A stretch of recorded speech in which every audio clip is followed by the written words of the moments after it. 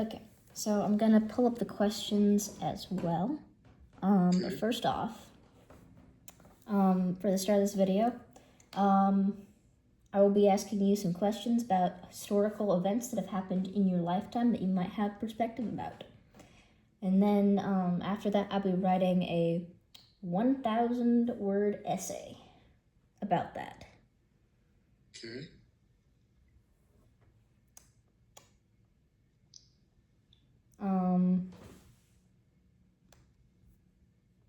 Other than that, the purpose of the assignment in itself is to give me some perspective on generations and events that have happened outside of my lifetime. Okay. And I think that should be enough to meet the requirements for explaining this to you. I know that I explained this to you last time I saw you. Okay.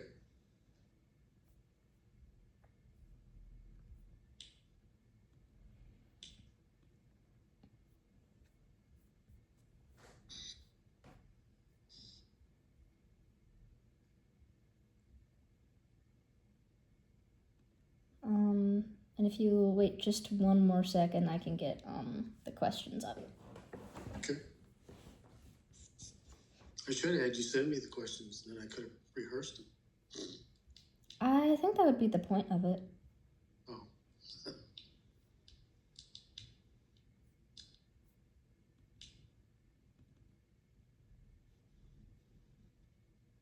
Okay.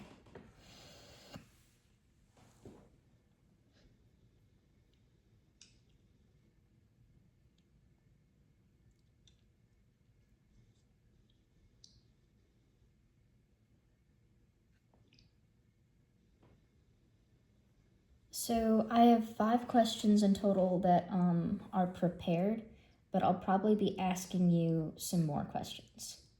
Okay. Okay. To start off, will you introduce yourself for the camera? Sure. I'm Roger Stamps, your grandfather. Yep. I was born in 1948, so that makes me 78 years old. What else would you like to know? I think that's enough for that section. Dad told me that you witnessed a volcanic eruption while you were on vacation. Can you tell me a bit more about that? Well, I wasn't really on vacation. We were living in Seattle, Washington. It was May time frame. But the first eruption was on a Sunday morning. So we were actually at home in Kirkland, Washington, where we were living at that particular time. And you know, it was rather loud. Most of the ash and stuff flew more towards Portland, but we did get a lot of the ash from Mount St. Helens in our backyard, and I actually went out and scooped up some of it and carried it in a mason jar for many years. It was, and then I think it was about 2 weeks later, I happened to be on an airplane flying back from Salt Lake City. I was working in Salt Lake City at the time. I was flying back to Seattle to go home, and I was sitting in the airplane, and a lady was sitting next to me, and she said, "Where's that Mount St." And I said, "Whoop, right there." And a second plume kind of went up. It was a few days later, maybe a week or so later. But it was quite traumatic. There was a lot of ash all over the southern part of Washington State, and most of Portland was covered. I also happened to have an office in Portland at that time, so I spent a lot of time between Seattle, Portland, Salt Lake City, Anchorage, Alaska. So I was all over the Northwest Territory. I think there was a gentleman by the name of Truman, if I remember, who was on the mountain, actually refused to leave the mountain, and they never did find him. We had some warning that there was an earthquake or two that sounded around the Mount St. Helens. And so there was some pre-announcement that we needed to be prepared that Mount St. Helens was going to erupt. So I think it was 1980. I think it was 1980 when that happened.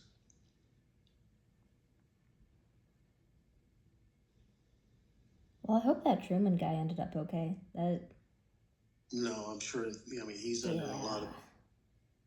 There was quite. I mean, obviously, there was because of the heat and stuff. The mountain absolutely went away, and all the mud and the glaciers and stuff around the mountain washed downhill, took out everything. So. And even if he did survive, then the chemicals from that wouldn't have been good for him. No, not at all. So.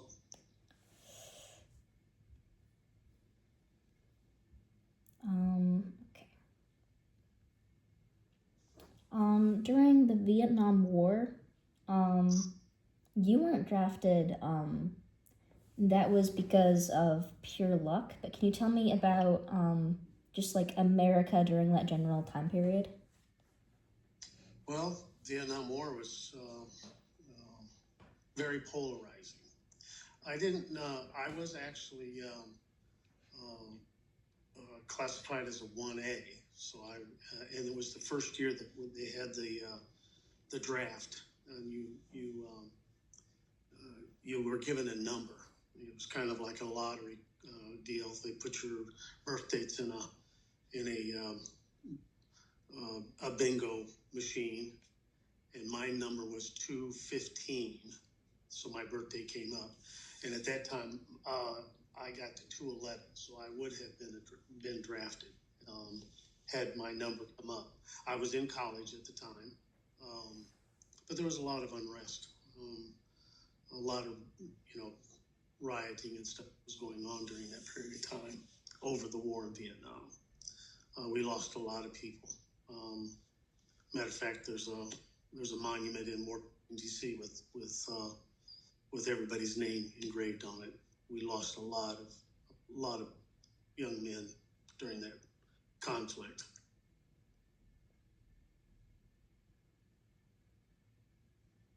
Yeah, war always kills a lot of kids. Needlessly. Yeah. I can't imagine, like, some of the seniors in high school I know right now, them getting sent off to war. They all just seem like kids to me. Yeah, most of them were. Most of them were.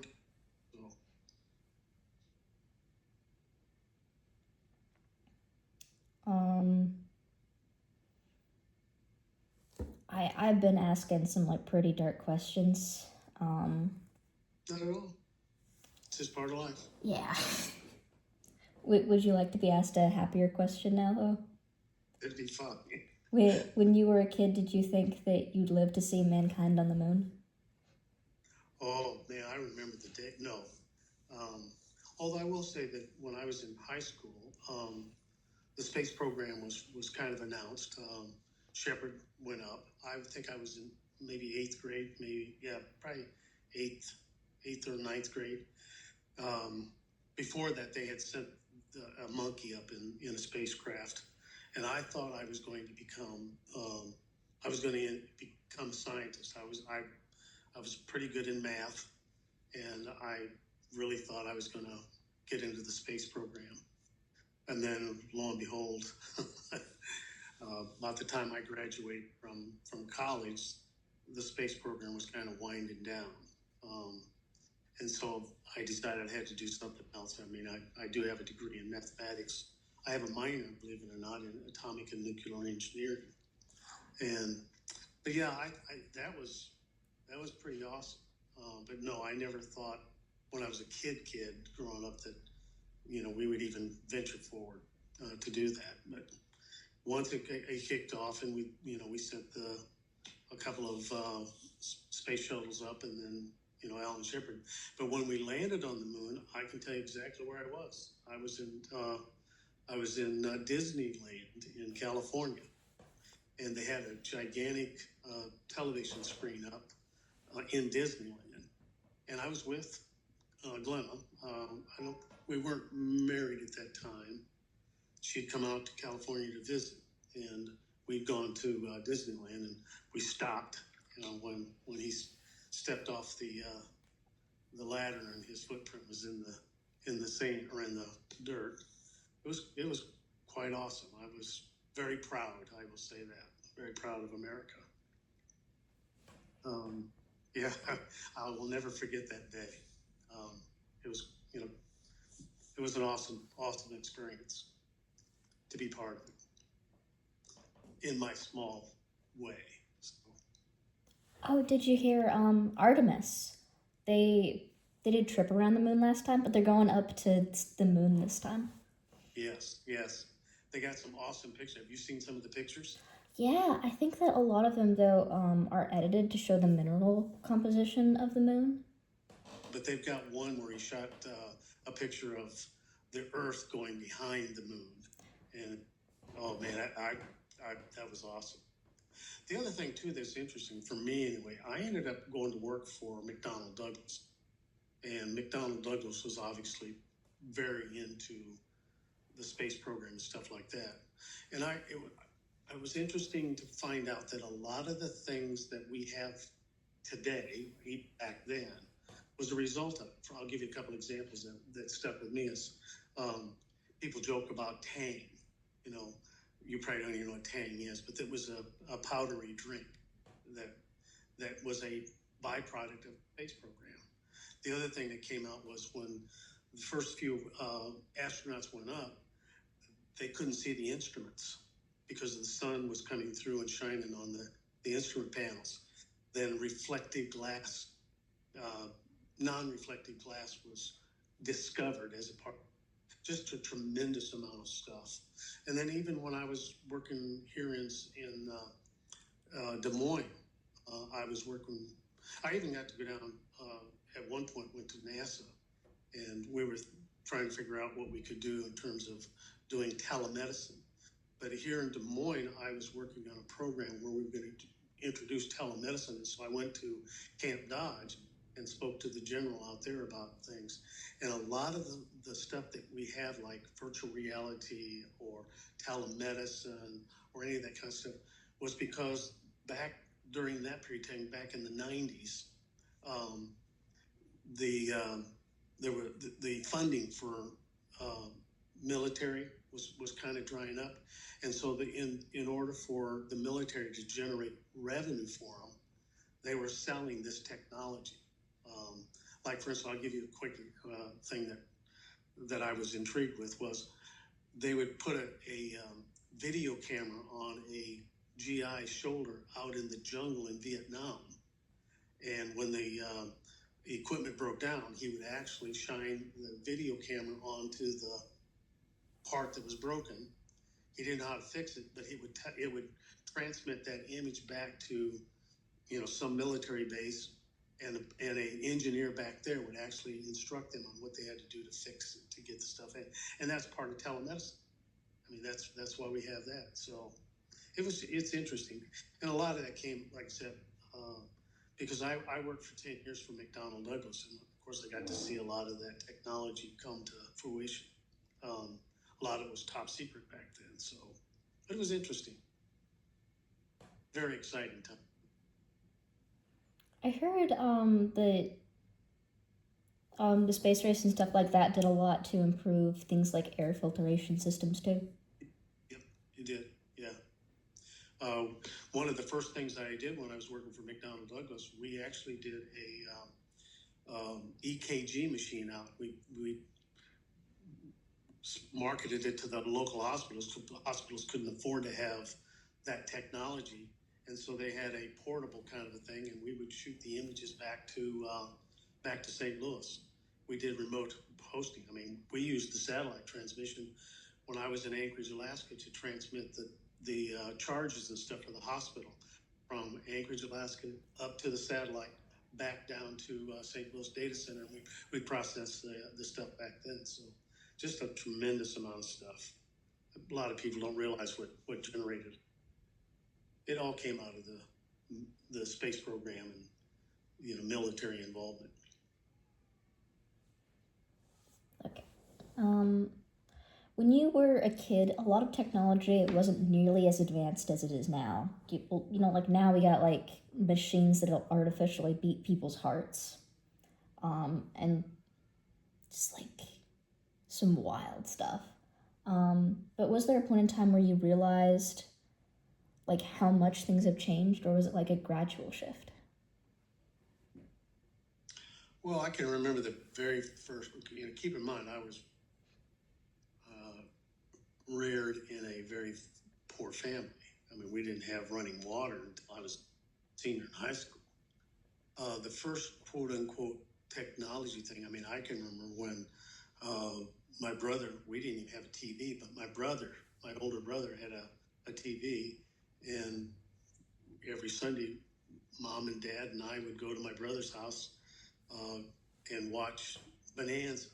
Okay, we didn't have color back then. But I can remember when I was about, must have been again, probably 7, 8, maybe 9, and I got a transistor radio. I mean, before transistor radios didn't even exist. So yeah, I mean, yes, it kind of creeps up on you. But I think where I saw the biggest advancement is going back to the 80s, mid 70s, 80s, when I was, got involved with the aerospace company. And that's when I saw the explosion of technology. I mean, it seemed to exponentially get better and faster. Um, I mean, my very first computer was I mean, it was a room full. Now this cell phone that I'm holding right now has more power and more technology than the computer system that I started out with. I started out with 5081 cards, a sorter machine. You'd hold the card up to the light to see if there was a hole in it. I mean, that was the technology. Then you came to discs, floppy disks, tapes. I mean, all that kind of stuff. Most of the computers I started out with was tube types. We didn't have transistors or anything like that. So I lived in a very exciting, I think, a very exciting time to see how technology advanced so quickly. I mean, and I was also I did a little programming on the side too back in those days. So yeah, it's really changed. I think that sometimes it feels like everything that's going to be invented has already been invented. Sometimes I wish I was born a little bit earlier so I could see a bit more of the inventions. Believe me, I haven't even scratched the surface. Things are changing even today. I mean, AI is just phenomenal. I mean, I'm dabbling. I've been retired going on almost 18 years. I've lost a lot of what I thought was state of the art technology. But I'm starting to dabble a little bit in artificial intelligence, and I'm intrigued with that right now, even at my age, and I can't keep up with it. Yeah. I really wish they would use it for more of, like the identifying cancer cells rather than like taking jobs from artists. Oh, but I think they are. I think you'll find that AI will be used. I mean, my doctor right now, when I go to the doctor for a visit, he doesn't take any notes. It's all AI driven, and then the AI is the one that summarizes my symptoms, my complaints, my whatever, and that's what it is now. I mean, I now very seldom do I have to go to a doctor. I can right now either do FaceTime with him, or more importantly, I communicate with him via text. I send him a text message. He gets back. I tell him what my symptoms are, and he says, I got a prescription, and he forwards the prescription in, and I go pick it up. So, yeah, AI is. I mean, obviously there's going to be some things that it's going to be used for that probably aren't necessarily what we all want, but I think the overall benefit of it is pretty awesome. Yeah. It's just going to get better. So anyway, I'm excited about it. It keeps me kind of in there. Okay. And the last written down question I have, I'll ask you that one in a second. Because I'm gonna do that one as like a last one because it's a really positive one. So you've been alive 78 years. Is there anything you can tell me about the civil rights movement? Well, it was very traumatic. I remember a lot of the marches. I remember listening to Martin Luther King Jr. I saw a lot of it on TV, a lot of it play out, the riots and stuff. And I would say that sometimes you got to go through the pain to get the gain. And I don't mean to minimize that at all, Holly. I think it was the right time, right place for it to happen, but it was hard. You had the civil rights movement, you had the Vietnam War. It was all tangled into that. You had the hippies.